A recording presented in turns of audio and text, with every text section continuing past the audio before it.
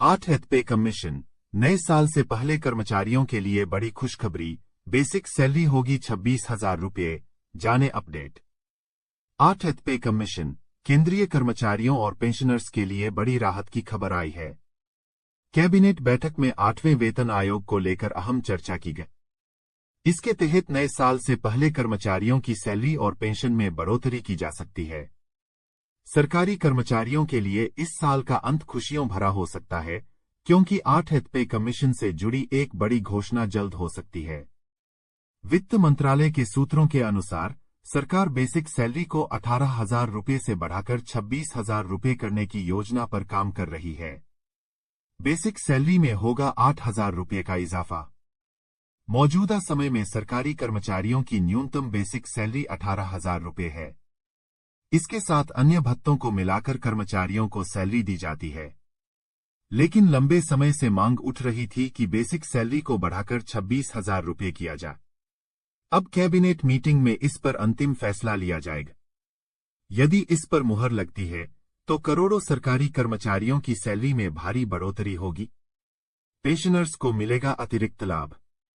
वेतन आयोग की सिफारिशों का लाभ पेंशनर्स को भी मिलेगा। पेंशन की न्यूनतम राशि 9,000 रुपये से बढ़ाकर 17,280 रुपये करने का प्रस्ताव है। इससे पेंशनर्स की जीवनशैली में सुधार आएगा और वे आर्थिक रूप से सुरक्षित महसूस करेंगे। सरकार का यह निर्णय पेंशनर्स की आर्थिक स्थिति को मजबूती देने के उद्देश्य से लिया गया है। फिटमेंट फैक्टर पर बनी सहमति। जानकारी के मुताबिक 8th पे कमीशन के साथ फिटमेंट फैक्टर को भी संशोधित करने पर सहमति बन चुकी है।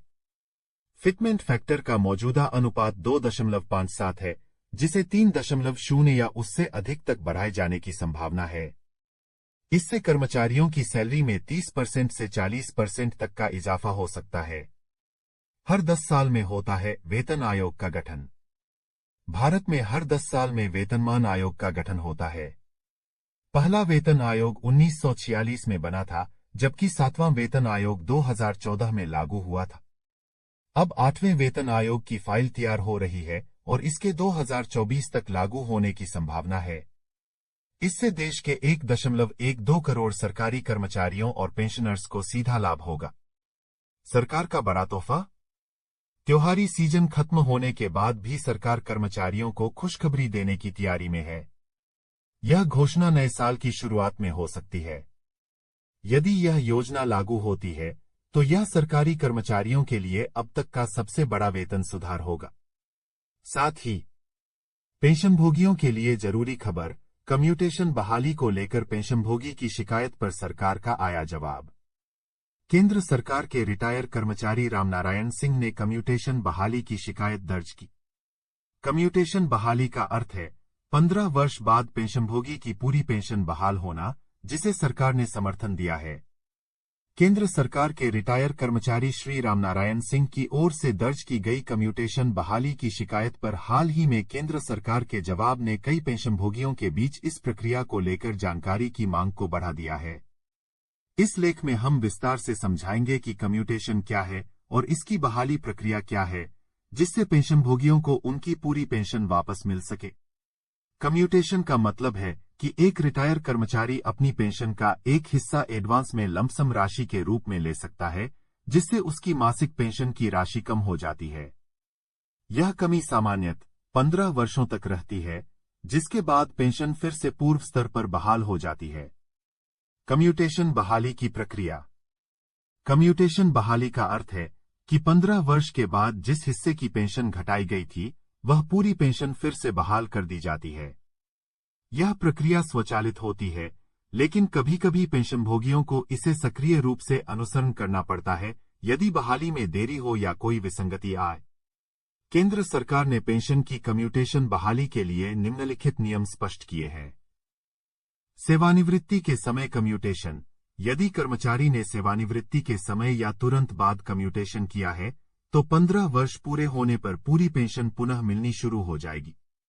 उदाहरण के लिए, यदि किसी की सेवानिवृत्ति 1 जनवरी 2009 को हुई और उसी समय कम्यूटेशन किया गया था, तो उनकी पूरी पेंशन 1 जनवरी 2024 से बहाल हो जाएगी। सेवानिवृत्ति के बाद कम्यूटेशन। यदि कर्मचारी ने सेवानिवृत्ति के कुछ समय बाद कम्यूटेशन के लिए आवेदन किया है, तो 15 वर्ष की अवधि उस तारीख से गिनी जाएगी जब कम्यूटेशन की राशि का भुगतान हुआ और पेंशन में कटौती शुरू हुई। उदाहरण के लिए, यदि किसी की सेवानिवृत्ति 1 जनवरी 2009 को हुई और कम्यूटेशन 1 जुलाई 2009 को किया गया, तो उनकी पूरी पेंशन 1 जुलाई 2024 से बहाल हो जाएगी। किस्तों में कम्यूटेशन। यदि कम्यूटेशन की राशि का भुगतान एक से अधिक चरणों में किया गया है, तो पेंशन की कटौती और बहाली उसी क्रम में होगी जैसे जैसे कटौती हुई थी। उदाहरण के लिए, यदि सेवानिवृत्ति 1 जनवरी 2008 को हुई और उसी दिन से कटौती शुरू हो गई, तो बहाली 1 जनवरी 2023 को हो जाएगी।